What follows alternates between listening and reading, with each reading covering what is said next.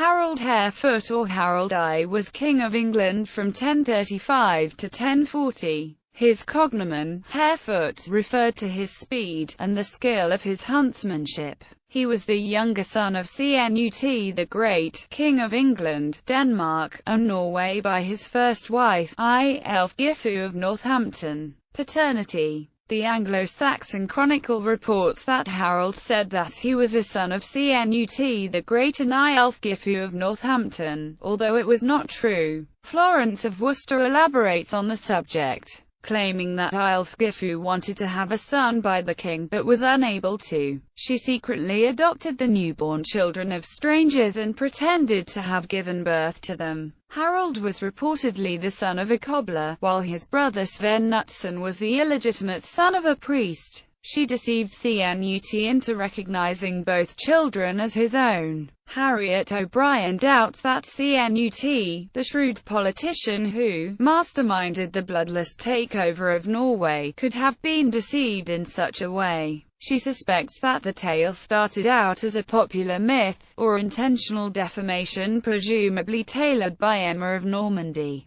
the other wife of Cnut and rival to Ælfgifu. Harthacnut's reign. Upon the death of Cnut on 12 November 1035, Harold's younger half-brother Harthacnut, the son of Cnut and his queen Emma of Normandy, was legitimate heir to the thrones of both the Danes and the English. Harthacnut, however, was unable to travel to his coronation in England because his Danish kingdom was under threat of invasion by King Magnus I of Norway and King Anund Jacob of Sweden. England's magnates favoured the idea of installing Harold Harefoot temporarily as regent or joint monarch. Due to the difficulty of Harthacnut's absence, and despite the opposition of Godwin, the Earl of Wessex, and the Queen, he eventually wore the crown. There is some dispute in primary sources about Harold's initial rule. Versions E and F mention him as regent, the others as co-ruler. Ian Howard points out that Cnut had been survived by 3 sons, Sven, Harold, and Harthacnut. Harold could claim a regency or kingship because he was the only one of the 5 present at England in 1035. Harthacnut was reigning in Denmark, and Sven had joined him there following his deposition from the Norwegian throne, while Edward and Alfred were in Normandy. Harold could reign in the name of his absent brothers, with Emma rivaling him as candidate for the regency. The Anglo-Saxon Chronicle ignores the existence of Sven, or his claim to the throne, which Howard considers as evidence of the relative entries being unreliable, of failing to give a complete picture. The Heimskringla of Snorre Sturluson claims that Sven and Harthacnut had agreed to share the kingdom between them. This agreement would include Denmark and England. Snorre quotes older sources on the subject and could be preserving valuable details. Assumption of the throne. Harold reportedly sought coronation as early as 1035. According to the encomium Emma Regina, however, Æthelneth, Archbishop of Canterbury, refused to crown Harold Harefoot. Coronation by the Archbishop would be a legal requirement to become a king. Æthelneth reportedly placed the scepter and crown on the altar of a temple, possibly that of the Canterbury Cathedral. Offering to consecrate Harold without using any of the royal regalia would have been an empty honor. He refused to remove the items from the altar and forbade any other bishop from doing so. The tale goes on that Harold failed to sway Æthelneth, as both bribes and threats proved ineffectual. The despairing Harold reportedly rejected Christianity in protest. He refused to attend church services while uncrowned, preoccupying himself with hunting and trivial matters. The encomium stays silent on an event reported by the Anglo-Saxon Chronicle and other sources. Harold was accepted as monarch in a white nagemot held at Oxford. His chief supporter in the council was Leofric, Earl of Mercia, while the opposition was led by Godwin, Earl of Wessex. There is evidence that Ælfgifu of Northampton was attempting to secure her son's position through bribes to the nobles. In 1036, Gunhilda of Denmark, sister to Harthacnut and half-sister to Harold, married Henry III, King of Germany. On this occasion Emma, a priest serving at the court of the Holy Roman Empire, wrote a letter to Ezecho, Bishop of Worms. It included information on the situation in England, with messengers from there reporting that Ælfgifu was gaining the support of the leading aristocrats through pleas and bribery, binding them to herself and Harold by oaths of loyalty. Initially, the Kingdom of England was divided between the two half-brothers. Harold ruled the areas north of the River Thames, supported by the local nobility. The southern nobility under Godwin and Emma continued to be ruled in the name of the absent Harthacnut. The Anglo-Saxon Chronicle reports that Godwin and the leading men of Wessex opposed the rule of Harold for as long as they could, but they could not do anything against it, with the north at least on Harold's side, in adherence to the terms of a deal, which Godwin was part of. Emma was settled in Winchester, with Harthacnut's Huscarls.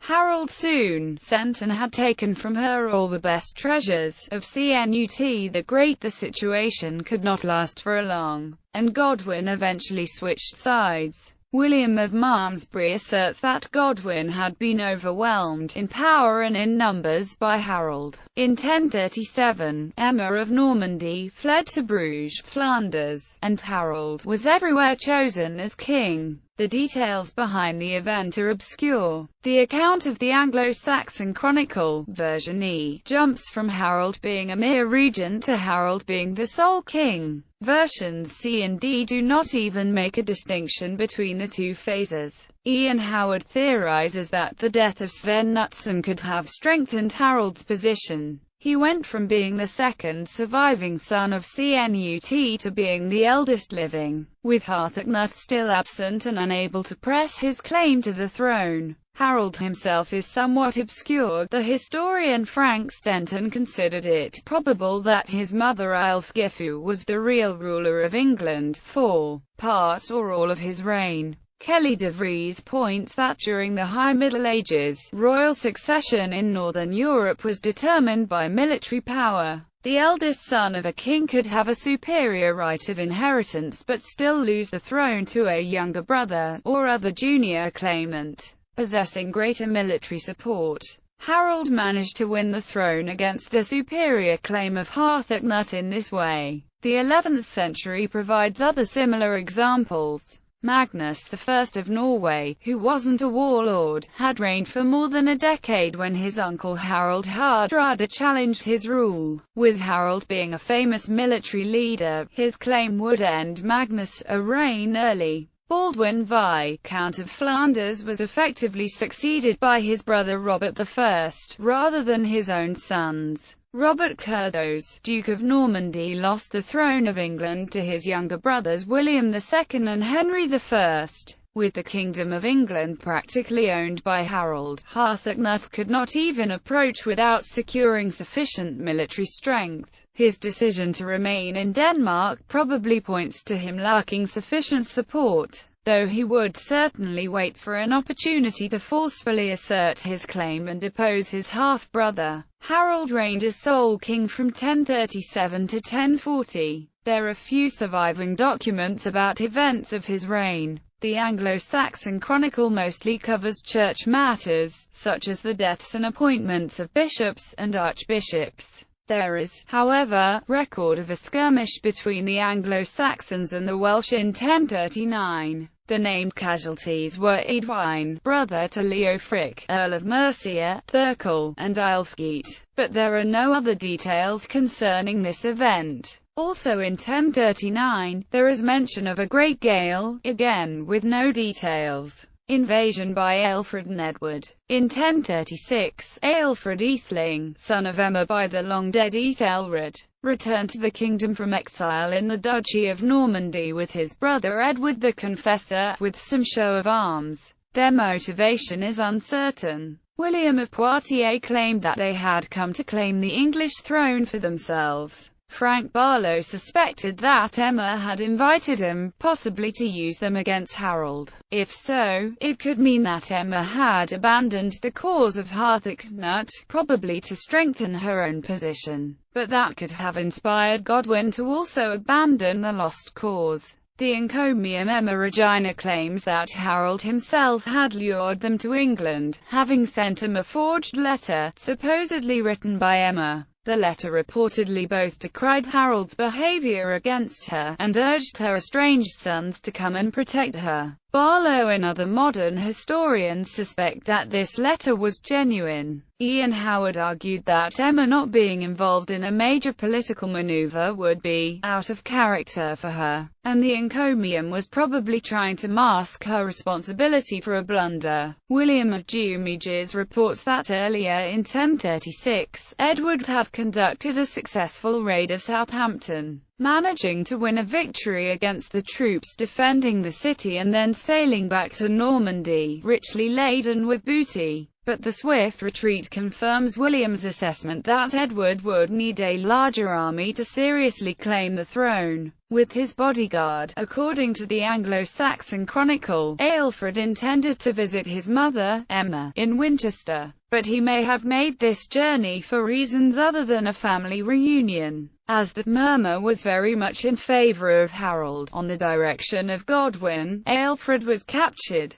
Godwin had him seized and delivered to an escort of men loyal to Harefoot. He was transported by ship to Ely, blinded while on board. He died in Ely soon after due to the severity of the wounds, his bodyguard similarly treated. The event would later affect the relationship between Edward and Godwin, the Confessor holding Godwin responsible for the death of his brother. The failed invasion shows that Harold Harefoot, as a son and successor to Cnut, had gained the support of Anglo-Danish nobility, which violently rejected the claims of Alfred, Edward, and the Ethelings. The House of Wessex had lost support among the nobility of the kingdom. It might also have served as a turning point in the struggle between Harold and Emma, resulting in the exile of Emma. Death. Harold died at Oxford on 17 March 1040 at the relatively young age of 24, just as Harthacnut was preparing an invasion force of Danes, and was buried at Westminster Abbey. His body was subsequently exhumed, beheaded, and thrown into a fen bordering the Thames when Harthacnut assumed the throne in June 1040. The body was subsequently recovered by fishermen, and resident Danes reportedly had it reburied at their local cemetery in London. The body was eventually buried in a church in the city of Westminster, which was fittingly named St.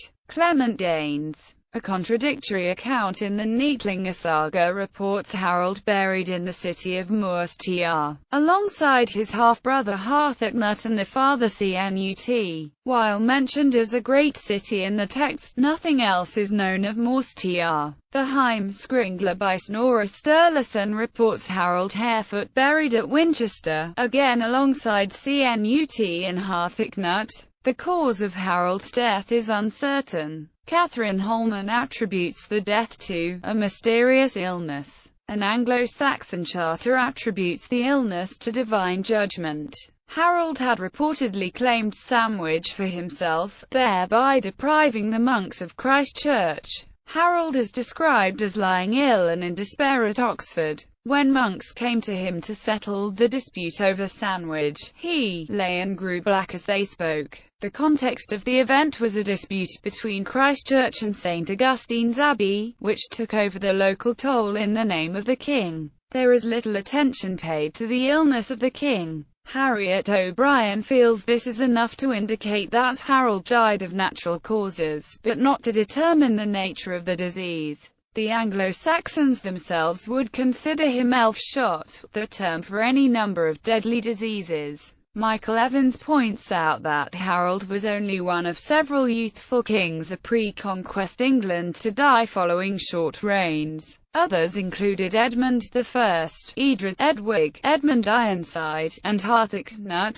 Evans wonders whether the role of king was dangerous in this era, more so than in the period after the conquest, or whether hereditary diseases were in effect, since most of these kings were members of the same lineage, the House of Wessex. It is unclear why a king would have been buried at the abbey. The only previous royals reportedly buried there were Sir Edward of Essex and his wife Ethelgoda. Emma Mason speculates that CNUT had built a royal residence in the vicinity of the abbey, or that Westminster held some significance to the Danish kings of England, which would also explain why Harthacnut would not allow a usurper to be buried there. The lack of detail in the Anglo-Saxon Chronicle implies that, for its compilers, the main point of interest was not the burial site, but the exhumation of the body. Harriet O'Brien theorizes that the choice of location might simply reflect the political affiliation of the area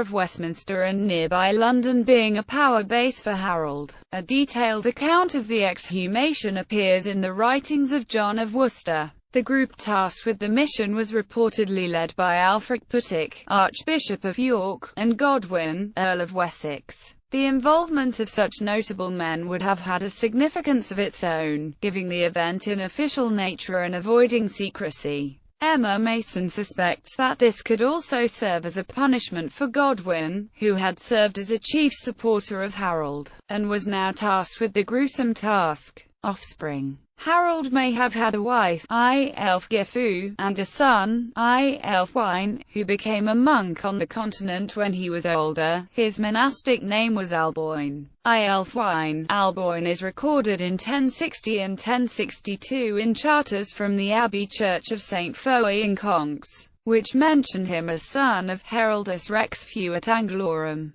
Harold Harefoot is the most likely father, as the only other King Harold was Harold Godwinson, who would not rise to the throne until 1066. Either way, an underage boy would be unable to claim the throne in 1040. His possible hereditary claims would not be enough to gain the support of the leading nobles against the adult Harthacnut. Ælfgifu of Northampton disappears with no trace after 1040. According to the Anglo-Saxon Chronicle, Harold Harefoot ruled for 4 years and 16 weeks, by which calculation he would have begun ruling 2 weeks after the death of Cnut. Reputation. The Prose Brute Chronicle was an Anglo-Norman work, covering British and English monarchs from Brute to the death of Henry III in 1272. It was probably written during the reign of Edward I, though the oldest surviving manuscript dates to 1338. The text often includes notable errors.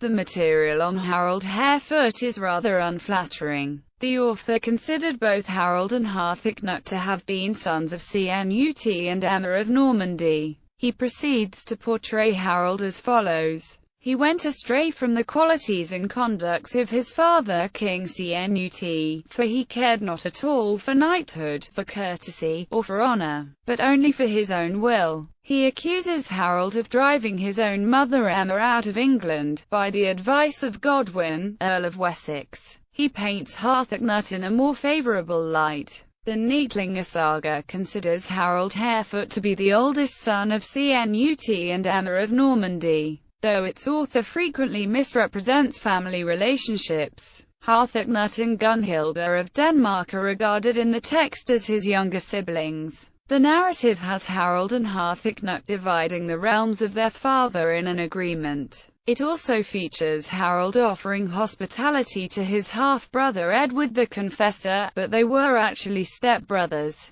and Edward only settled in England following the death of Harold.